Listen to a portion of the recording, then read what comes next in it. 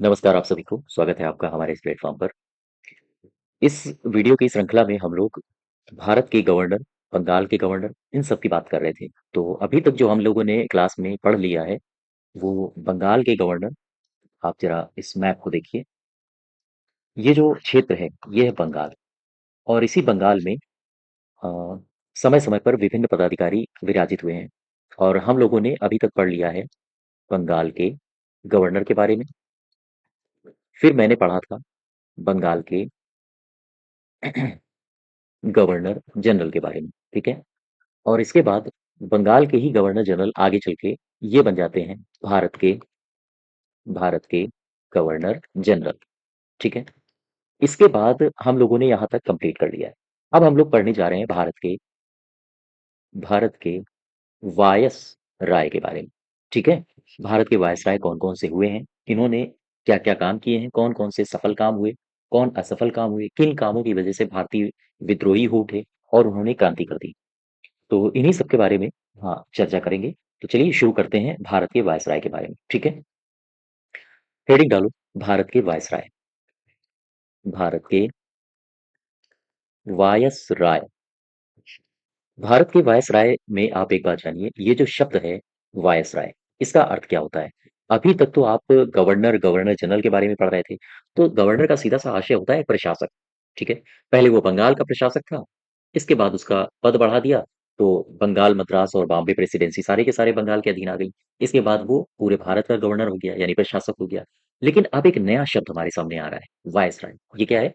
Viceroy का सीधा-सा अर्थ होता था कि क्राउन का प्रतिनिधि, क्राउन का हाँ, प्रतिनिधि, ठीक है?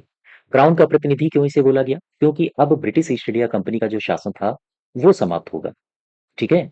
ब्रिटिश ईस्ट इंडिया कंपनी का शासन समाप्त हो रहा है। इसमें ज़रा मैं कलर चेंज कर देता हूँ। अब जो ब्रिटिश ईस्ट इंडिया कंपनी थी, ईस्ट इंडिया कंपनी, इसका शासन समाप्त हो रहा था। शासन समाप्त। क्यों समाप्त हुआ था? आपको पता होगा, 1857 का विद्रोह हुआ था, ठीक है? 1857 के विद्रोह के परिणाम स्वरूप परिणाम क्या हुआ? विद्रोह हुआ और विद्रोह में काफ़ी क्षति अंग्रेज़ों को हुई थी और इस स्थिति में ब्रिटिश ईस्ट इंडिया कंपनी से शासन छीन लिया था मैडम ने, यानी कि ब्रिटेन की महारानी ने। तो 1858 का अधिनियम आता है 1857 की क्रांति के बाद। ये परिणाम ये परिवर्तन हुआ था और 1858 में जो अधिनियम आया उसे कहा गया भारत सरकार अधिनियम। भारत सरकार अधिनियम 1958 1958, ठीक है? और इसमें परिवर्तन क्या किया गया था? सबसे जो कारगर परिवर्तन किया गया था, वो ये था कि जो गवर्नर जनरल ऑफ इंडिया था, गवर्नर जनरल ऑफ इंडिया का पद पद समाप्त कर दिया गया, ठीक है? फिर इसके स्थान पर एक नया पद आया, नया पद क्या था? वो नया पद था viceroy of India, viceroy of India नामक एक नया पद का सृजन हुआ, ठीक है? इस नए पद का सृजन हुआ यानी कि वायसराय ऑफ इंडिया एक नया पद बन के हाँ, सामने आया। अब एक बात समझो, ये जो वायसराय ऑफ इंडिया था, इसी के आधार पे अ, वायसराय ऑफ इंडिया को सहायता देने के लिए एक समिति बनाई गई थी, ठीक है? और लेकिन हमें इस टॉपिक में वो सारी बातें नहीं पढ़नी है। पढ़ना क्या है? इसने समाज सुधार के बारे में कौन-कौन से काम किए? तो आइए ज़रा कैनिंग के बारे में एक चर्चा कर लेते हैं। लॉर्ड कैनिंग, ठीक है? Lord Canning. ये जो लॉर्ड कैनिंग था, ये कब से कब तक रहा? 1856 से लेकर 1862 तक, ये गद्दी पर बैठे। और ये जो लॉर्ड कैनिंग है, इसी को भारत का अंतिम गवर्नर जनरल कहा जाता है। अंतिम गवर्नर जनरल, ठीक है? भारत का ये अंतिम गवर्नर जनरल था और इसी के समय में ये जो पद था गवर्नर जनरल ऑफ इंडिया, इस पद को वायसराय ऑफ इंडिया कर दिया गया। तो हम क्या ये कह सकते हैं कि ये भारत का पहला वायसराय था, ठीक है? ये भारत का पहला वायसराय था। तो यहाँ से क्वेश्चन आपसे पूछा जाएगा। आपसे पूछा जाएगा भारत का अंतिम गवर्नर जनरल कौन था? आपसे पूछा जाएगा भारत का पहला वायसराय कौन था? तो ये बात आप याद रखो। इसके समय में बहुत सारी घटनाएँ घटी। इसके समय में क्या-क्या घटनाएँ घटी आइए उनकी चर्चा कर लेते हैं। इसके समय में 1857 की क्रांति हुई, ठीक है? इसके समय में 1857 में विश्वविद्यालयों की स्थापना हुई। विश्वविद्यालयों की स्थापना हुई, ठीक है? कहाँ-कहाँ स्थापना हुई, इसको आप एक मैप से देखो। ये भारत है, दक्षिण भारत। दक्षिण भारत में ये जो क्षेत्र है, ये था कोलकाता, कलकत्ता। और ये जो नीचे वाला क्षेत्र है, यानी कि दक्षिण क्षेत्र, इसे मद्रास कहा जाता था उस समय। और ये वाला जो क्षेत्र है, ये है बम्बई, ठीक है? पश्चिमी भारत। तो बम्बई में, मद्रास में और कलकत्ता में, इन 3 जगहों पर विश्वविद्यालयों की स्थापना हुई। तो याद रखिएगा, 3 जगहों पर विश्वविद्यालयों की स्थापना हुई थी। बम्बई, इसी के कार्यकाल में, कैनिंग के कार्यकाल में, और मद्रास, और कहाँ पे? तीसरा है कोलकाता, ठीक है? इन जगहों पर लॉर्ड कैनिंग के ही शासनकाल में 3 विश्वविद्यालयों की स्थापना हुई 3 जगहों पर। इसने और कई सारे काम सुधारात्मक किए थे। कौन-कौन से किए? हाँ, इसने जो एक सुधारात्मक कार्य किया था, वो ये था कि 1856 में 1856 में लॉर्ड कैनिंग ने विधवा पुनर्विवाह अधिनियम पास किया था। विधवा पुनर्विवाह अधिनियम, ठीक है? विधवा पुनर्विवाह अधिनियम इसने पास कराया। चूँकि उस समय सती प्रथा भी थी, हालाँकि लॉर्ड विलियम बेंटिक ने उस पर रोक लगा दी थी। लॉर्ड विलियम बेंटिक और राजा राम मोहन राय, हम आगे इसको पीछे पढ़ भी चुके हैं। 1861 में और भी कई सारी बातें हुई, जैसे 1861 की अगर हम बात करें, तो लॉर्ड कैनिंग के शासनकाल में भारतीय भारतीय दंड संहिता, ठीक है? भारतीय दंड संहिता और फौजदारी फौजदारी विधि संहिता का निर्माण हुआ था। विधि संहिता का क्या हुआ? हाँ, निर्माण हुआ। और इसमें क्या 1861 में क्या परिवर्तन हुए थे? इस समय एक 1861 में ही एक अधिनियम आया था, आपको पता होगा, भारत परिषद अधिनियम, ठीक है? 1861 में भारत परिषद अधिनियम आया था। और इसी अधिनियम के तहत कलकत्ता कलकत्ता, बम्बई, और कहाँ पर? और मद्रास में, ठीक है? कलकत्ता, बम्बई और मद्रास में हाई कोर्ट की स्थापना की गई थी। बात समझ पा रहे हो? कलकत्ता, बम्बई और मद्रास, आप ज़रा इसको मैप से देखो। ये वाला क्षेत्र है कोलकाता, ये वाला क्षेत्र है मद्रास, और ये वाला क्षेत्र रहा आपका बम्बई में, ठीक है? तो कलकत्ता, मद्रास और बम्बई में 3 जगहों पर हाई कोर्ट की स्थापना हुई थी 1861 के भारत परिषद अधिनियम के द्वारा। यहाँ तक बात क्लियर है? और इसी के शासनकाल में, ये जो अ, लॉर्ड कैनी का शासनकाल है, इसी के शासनकाल में भारत में पहली बार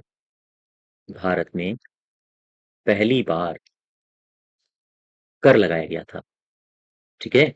भारत में पहली बार कर लगाया गया, यानी टैक्स इम्पोज़ किया गया था भारत के ऊपर। अच्छा, कितना हुआ? कितना टैक्स इम्पोज़ किया गया और क्या-क्या हुआ, कैसे-कैसे हुआ? आइए इसकी चर्चा कर लेते हैं। दरअसल कैनिंग ने एक अर्थशास्त्री को बुलाया था। एक अर्थशास्त्री आया था कैनिंग के शासनकाल में, इसका नाम था विल्सन।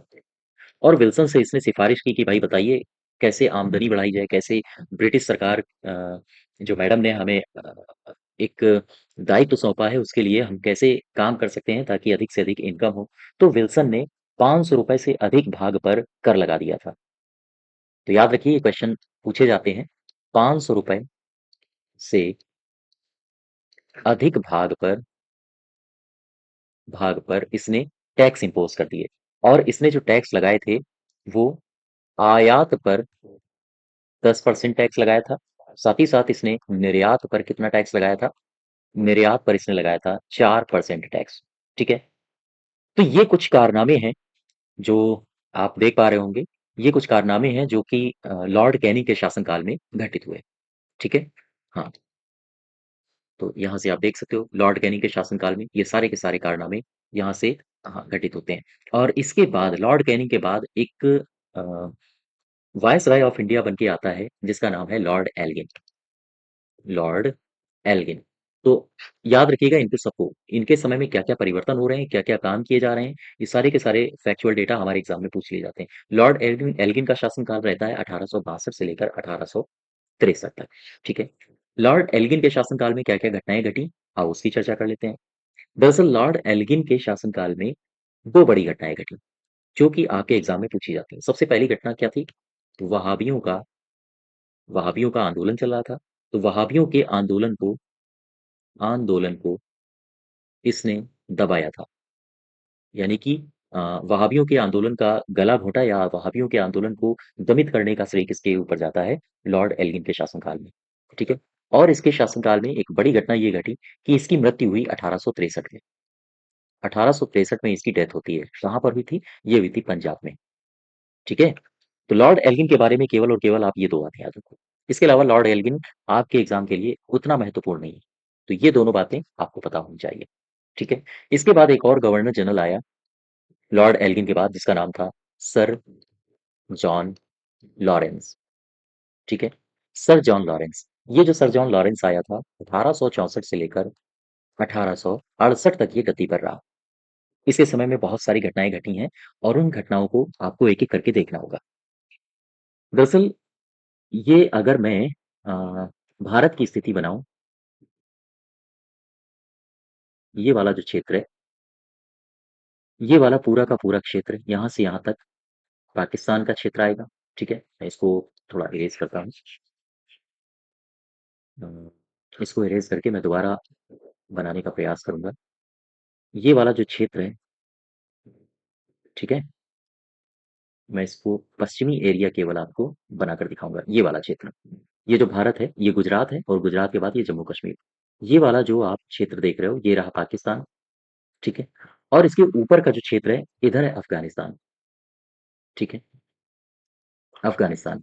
और यहाँ पर दिल्ली में बैठा था अ, हालाँकि उस समय दिल्ली राजधानी नहीं थी, राजधानी 1911 में बनेगी, कलकत्ता हम कह सकते हैं। बंगाल में बैठा था आपका अ, सर जॉन लॉरेंस, ठीक है? इसके बाद फिर जब दिल्ली दरबार होगा 1912 में, उसके आस-पास 1912 के समय राजधानी का परिवर्तन किया जाएगा।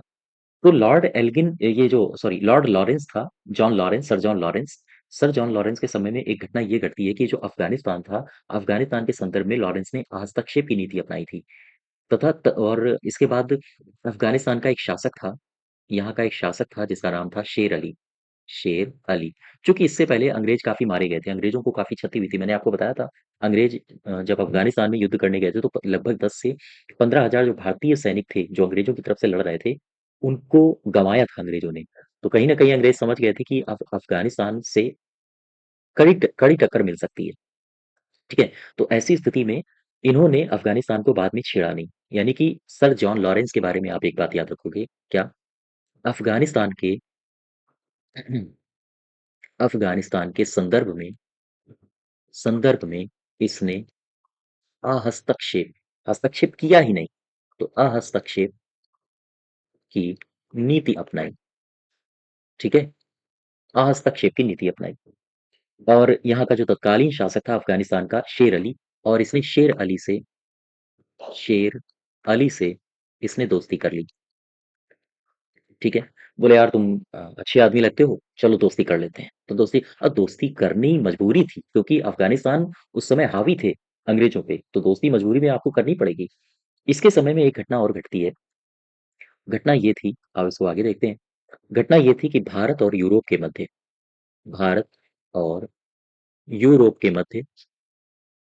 1865 में 1900 सॉरी 1865 में पहली समुद्री टेलीग्राफ सेवा शुरू हुई थी। 1865 में पहली समुद्री टेलीग्राफ सेवा शुरू हुई, ठीक है? पहली टेलीग्राफ सेवा हाँ, शुरू हुई थी। क्लियर है बात? तो पहली ये एग्ज़ाम में पूछा गया है कई बार, याद रखिएगा। पहली समुद्री टेलीग्राफ सेवा कब शुरू हुई थी? 1865 में। किसके मध्य? भारत और यूरोप के मध्य, ठीक है? और इसके समय में क्या हुआ? इसके समय में एक बड़ी घटना ये घटती है कि एक अकाल समिति उस समय अकाल पड़ा था लगभग 1866 में आप देखोगे जैसे भारत का अगर मैं मैप बनाऊँ, तो ये वाला जो क्षेत्र है, ये क्षेत्र है ओडिशा, ठीक है? ये वाला जो मध्य प्रदेश के ऊपर वाला उत्तर प्रदेश के दक्षिण वाला पार्ट है, बांदा वगैरह वाला क्षेत्र, बांदा चित्रकूट वाला और मध्य प्रदेश का उत्तरी भाग जिसे आप बुंदेलखंड के नाम से जानोगे, बुंदेलखंड में।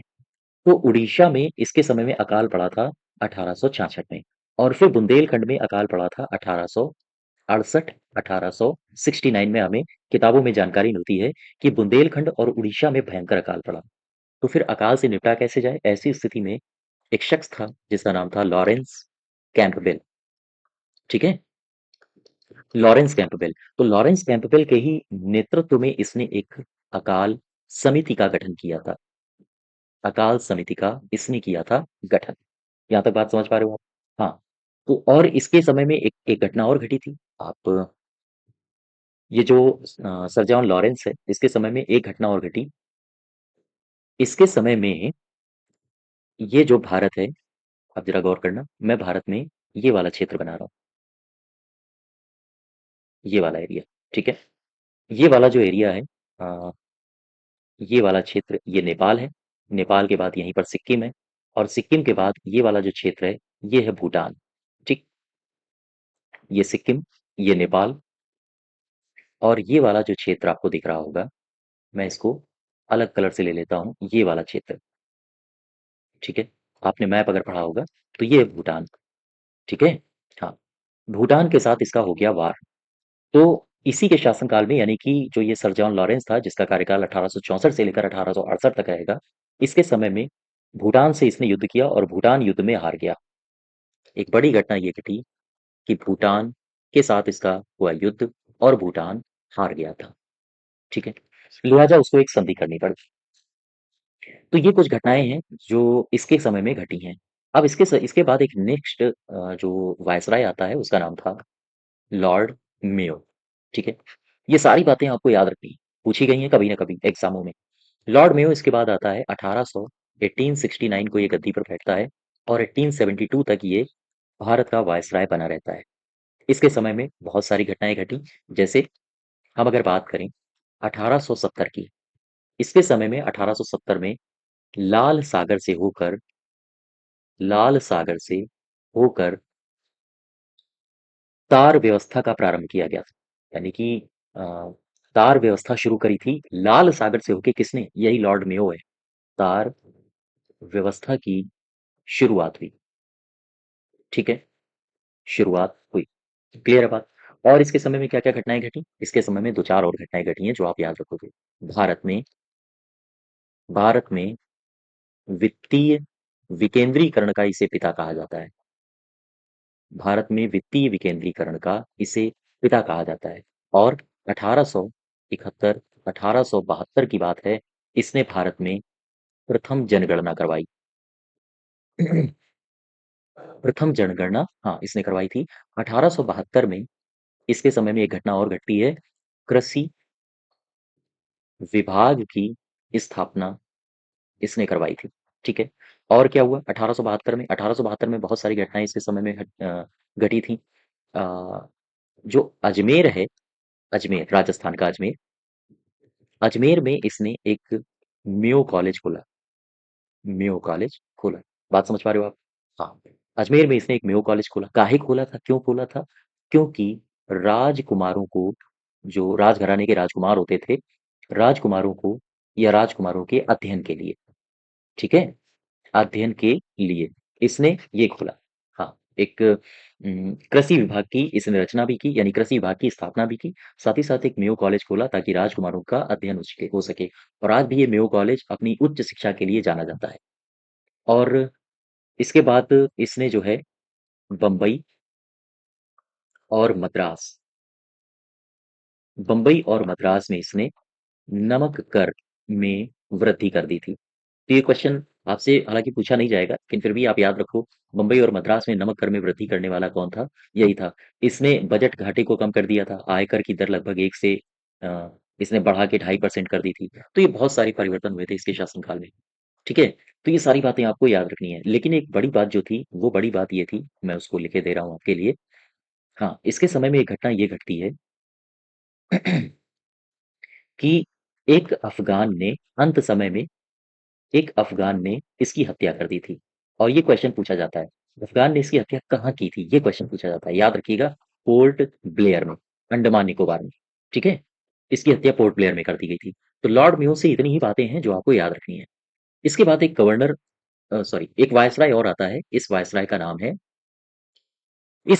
नाम है कौन था अभी? Lord Mayo. लॉर्ड मेयो के बाद आएगा लॉर्ड नॉर्थ नॉर्थ ब्रुक, ठीक है?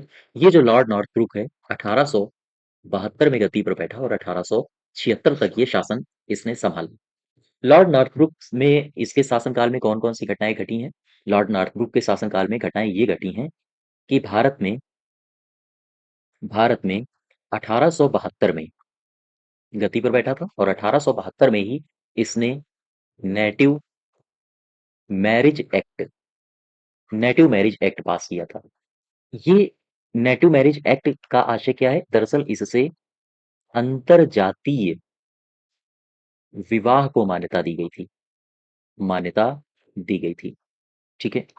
हाँ, तो याद करिए आपसे पूछा जाता है कि नेटिव मैरिज एक्ट किसके शासनकाल में पास हुआ था? तो यही है लॉर्ड नॉर्थब्रुक। इसी के समय में ये जो पंजाब आप उत्तर प्रदेश से जब आप ऊपर जाओगे हरियाणा, हरियाणा से ऊपर ये वाला जो क्षेत्र आपको दिखेगा उत्तर भारत में, ये है पंजाब, ठीक है? और इसी के समय में पंजाब में कूका विद्रोह का इसने दमन किया था। तो ये क्वेश्चन काफ़ी इम्पोर्टेंट है, कूका विद्रोह का दमन किया था। कूका विद्रोह के जो नेता थे उन्होंने नाको चने चबवा दिए थे नॉर्थब्रुक को, लेकिन फिलहाल ये सफल हो गया था उनका दमन करने में। और इसके बाद इसी के शासनकाल में 1874 में 74 में इसी का शासनकाल रहेगा। 1874 में जो बिहार प्रांत है, बिहार में भयंकर अकाल पड़ा। बिहार में भयंकर अकाल पड़ा और इसी के शासनकाल में 2-4 और घटनाएँ घटी थी जैसे जैसे आप देख पाओगे प्रिंस ऑफ वेल्स का भारत आगमन हुआ, भारत आए, ठीक है? और प्रिंस ऑफ वेल्स का जो भारत आगमन हुआ था, वो हुआ था 1875 में और 1875 में शासन यानी गद्दी पर यही बैठा था, ठीक है? हाँ, 1875 में प्रिंस ऑफ वेल्स आए। 1875 में इसके शासनकाल में एक घटना और घटी। क्या घटना थी? वो थी जो अलीगढ़ है अपना, अलीगढ़ में Mohammedan Mohammedan Anglo oriental Mohammedan Anglo oriental college की स्थापना की गई, ठीक है? कॉलेज की स्थापना हुई इसी के शासनकाल में। बात समझ पा रहे हो? करी किसने थी? करी थी सैयद अहमद खान साहब ने। सैयद अहमद खान साहब ने इसकी स्थापना करी थी और इसी ये जो कॉलेज है, कॉलेज की स्थापना के लिए नॉर्थ ब्रुक साहब ने ये जो मैं जिसके बारे में पढ़ रहा हूँ, नॉर्थ ब्रुक उस समय वायसराय था। नॉर्थ ब्रुक ने इससे 10,000 रुपए प्रदान किए थे। इस कॉलेज की स्थापना के लिए। तो ये बातें इसके शासनकाल में घटी थी। इसके बाद एक बात और याद रखो लगभग 1875 का एक साल था। 1875 में बड़ौदा के राजा थे मल्हार राव। बड़ौदा के राजा थे, इनका नाम है मल्हार राव, ठीक है? मल्हार राव गायकवाड़ इनका पूरा नाम था। तो मल्हार राव गायकवाड़ साहब के ऊपर इसने कुशासन का आरोप लगाया। इसने कहा कि आपके शासनकाल में स्थितियाँ काफ़ी खराब हैं, घूस ली जाती है, कुशासन हो रहा है, सत्ता आपके कब्ज़े में नहीं है, पुलिस प्रशासन आपके कब्ज़े में नहीं है। तो इसने कुशासन का आरोप लगाया और कुशासन के आरोप के बाद या कुशासन के आरोप के साथ ही इन्हें उसने गद्दी से हटा दिया था, गद्दी से हटा दिया, ठीक है? तो यहाँ तक आप बात समझ पा रहे हो? ये सारी की सारी बातें क्लियर है? तो ये बातें आप याद रखो नॉर्थ ब्रुक से, ठीक है? इसके बाद एक नया वायसराय फिर से बन के आएगा भारत का, उसका नाम आएगा आपको देखने को मिलता है लॉर्ड लिटन, ठीक है? तो अब लॉर्ड लिटन के बारे में समझ लेते हैं। लॉर्ड लिटन, ये जो लॉर्ड लिटन था, ये गद्दी पर कब से कब तक रहेगा? हाँ, ये जो लॉर्ड लिटन था, ये गद्दी पर रहेगा। मैं थोड़ा इंक बदल देता हूँ। इसका जो कार्यकाल रहेगा वो होगा 1876 से लेकर 1880 तक, ठीक है? लॉर्ड लिटन का कार्यकाल रहेगा। लॉर्ड लिटन वैसे तो हृदय से काफ़ी कोमल था, लेकिन भारत के संदर्भ में ये काफ़ी अ, क्रूर वायसराय के तौर पर सामने आता है। लॉर्ड लिटन एक ऐसा वायसराय था, जो एक उच्च कोटि का कवि था, एक उच्च कोटि का उपन्यासकार था, एक उच्च कोटि का निबंध लेखक था, ठीक है? और किताबों में इसे या हम ये कहें कि इसे साहित्य जगत में इसे ओवन मेरेडिथ के नाम से जाना जाता है। ओवन मेरेडिथ, ठीक है? तो ये क्वेश्चन आपसे कई बार पूछा गया है कि किस वायसराय को ओवन मेरेडिथ कहा जाता था? यही है लिटन। क्यों? क्योंकि ये एक अच्छा कवि, उपन्यासकार के साथ-साथ एक बेहतर निबंध लेखक था। लिहाजा इसे साहित्य जगत में ओवन मेरेडिथ के नाम से भी पहचाना जाता है। यहाँ तक बात समझ पा रहे हो? इसके समय में बहुत सारी आपको घटनाएँ देखने को मिलेंगी। कौन-कौन सी घटनाएँ हुई हैं? आओ एक-एक करके हाँ देख लेते हैं। दरअसल उस समय बंबई, मद्रास, हैदराबाद, मध्य भारत और पंजाब इन सभी क्षेत्रों में भयंकर अकाल पड़ रहे थे उस दौरान। तो इसने भारत में 1878 के आसपास एक अकाल आयोग बनाया। अकाल आयोग बनाया, ठीक है? ये जो अकाल आयोग इसने बनाया, इसका इसने अध्यक्ष किसे बनाया था? ये क्वेश्चन आपसे पूछा जा सकता है, तो याद रखिएगा। इसका इसने अध्यक्ष बनाया था रिचर्ड ईस्ट्रेची। ये क्वेश्चन कई बार एग्जाम में पूछा भी गया है, इसलिए आपको याद भी रखना है। और इस अकाल आयोग ने प्रत्येक प्रांत में अकाल कोष बनाने की भी सलाह दी। ये जो आयोग था, इसने सलाह दी कि प्रत्येक प्रांत में अकाल राहत कोष भी बनाया जाए, ठीक है? हाँ, अकाल राहत कोष भी बनाया जाए ताकि किसी भी प्रकार की प्राकृतिक आपदा अगर आती है अकाल से संबंधित, तो उस कोष से पैसे निकालकर जनता में या जनता को राहत दी जा सके। क्लियर है? और इसके बाद और भी कई सारी इसके शासनकाल में घटनाएँ होती हैं, जैसे इसके ही शासनकाल में जब इसका यहाँ भारत में शासन था, तो ब्रिटेन में एक अधिनियम पास हुआ। उस अधिनियम का नाम था राजा उपाधि अधिनियम, ठीक है? राजा उपाधि अधिनियम, ये 1876 में पास हुआ। 1876 में ये अंग्रेजी संसद में पास हुआ था और इसी अधिनियम के आधार पर जो महारानी थी, महारानी विक्टोरिया को महारानी विक्टोरिया को एक उपाधि दी गई। उपाधि दी गई इसी के शासनकाल में। याद रखिएगा कौन सी उपाधि थी? उपाधि थी कैसर ए हिंद की। इस उपाधि को दिया गया और ये उपाधि आज के भारत रत्न के समान थी और ये उपाधि 1877 में इन्हें प्रदान की गई। ठीक है। इसके समय में पहली बार दिल्ली दरबार का आयोजन हुआ था। ये अगर हम इसको भारत माने तो ये भारत का दक्षिणतम भाग और ये भारत का हरियाणा के पास वाला क्षेत्र दिल्ली, ठीक है। दिल्ली में पहली बार इसी के शासनकाल में दिल्ली दरबार का आयोजन हुआ। दिल्ली दरबार का आयोजन हुआ। दिल्ली दरबार और कुछ नहीं था, दरअसल इसमें महारानी को या जो भी ब्रिटिश ब्रिटिश क्राउन होता था उसे भारत बुलाया जाता था। उसका आवभगत होता था, सत्कार होता था, बग्गी में बैठते थे वो लोग और अ, और भारत में भ्रमण करते थे ताकि भारत के लोगों को बताया जा सके कि आप देखो इनको, ये आपके भारत में इनका शासन है, इनके सानिध्य में आप लोग हो। तो दिल्ली दरबार एक तरह का दिखावा होता था, ब्रिटेन से राजा या महारानी को बुला के उनको भारत की जनता से या भारत की जनता को उनसे अवगत कराना कि आपके यहाँ इन्हीं का शासन है। हाँ, इनको देख लीजिए आप।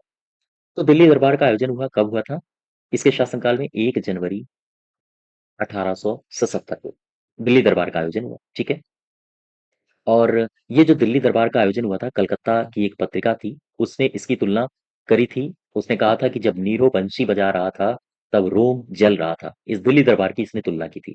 और भी कई सारी घटनाएँ घटती हैं, जैसे मैं अगर बात करूँ एक मुख्य घटना की, तो इसके शासनकाल में सिविल सेवा में जो शामिल होने की उम्र है, लॉर्ड लिटन के शासनकाल में जो सिविल सेवा में शामिल होने की उम्र घटा दी गई थी।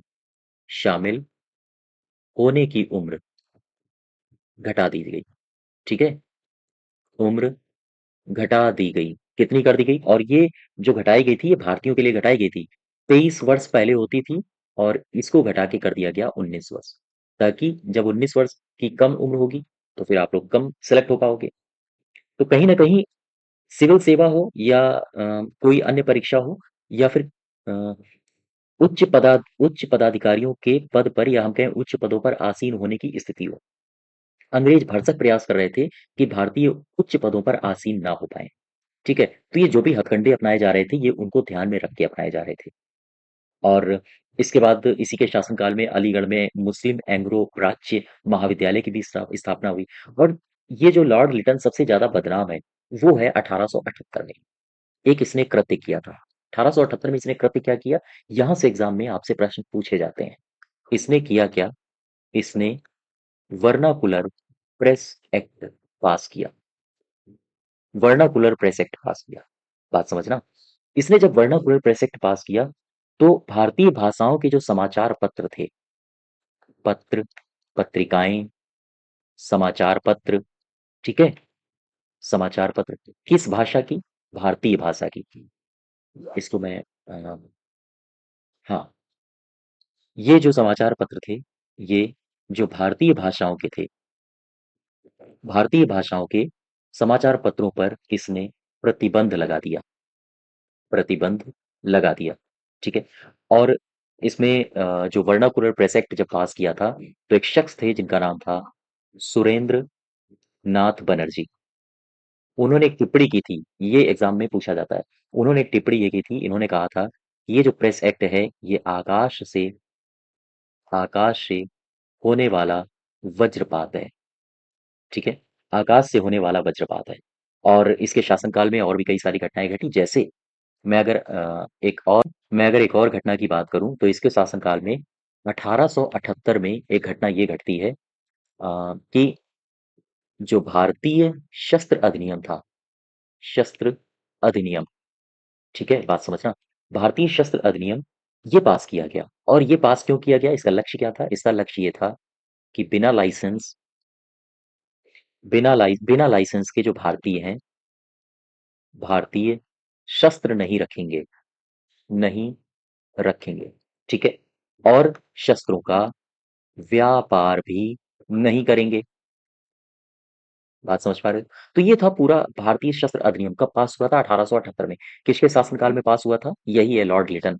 और एक घटना इसके शासनकाल में घटी, उसे याद रखो। इसके शासनकाल में द्वितीय आंग्ल अफ़गान वार हुआ था। कब हुआ था ये द्वितीय आंग्ल अफ़गान वॉर? इसको याद रखो, ये एग्ज़ाम में क्वेश्चंस पूछ लिए जाते हैं। ये हुआ था 1878 से लेकर 1880 तक, 2 साल तक द्वितीय आंग्ल अफ़गान युद्ध छिटपुट तरीके से और मुख्य तरीके से ये लड़ाई होती रही थी, ठीक है? तो लॉर्ड लेटन तक आज यहीं तक रखते हैं, इसके आगे के वायसराय हम लोग नेक्स्ट वीडियो में करेंगे, ठीक है? तो आप लोग रिवाइज़ करिए ज़्यादा से ज़्यादा, तब तक आराम से खुश रहिए, मस्त रहिए, धन्यवाद।